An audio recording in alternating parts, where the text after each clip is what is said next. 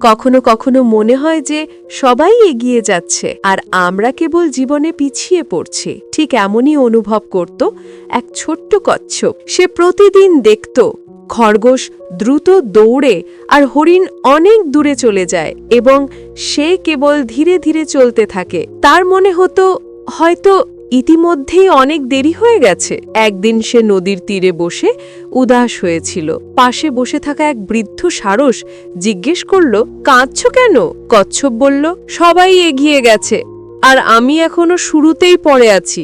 সারস হেসে বলল, বৎস, তুমি পিছিয়ে পড়োনি, তুমি শুধু তোমার নিজের সময়ে চলছো।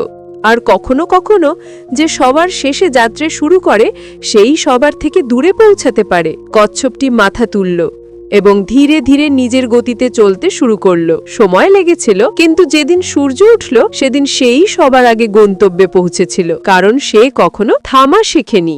সময় ফুরিয়ে যাচ্ছে না, কেবল তোমার সময় আসতে চলেছে। যে চলতে থাকে সেই গন্তব্যে পৌঁছায়। ভিডিওটি ভালো লাগলে চ্যানেলটি সাবস্ক্রাইব করুন। এছাড়া এমন এআই ভিডিও বানাতে আমাদের থেকে জেমিনি প্রো নিন স্বল্প মূল্যে।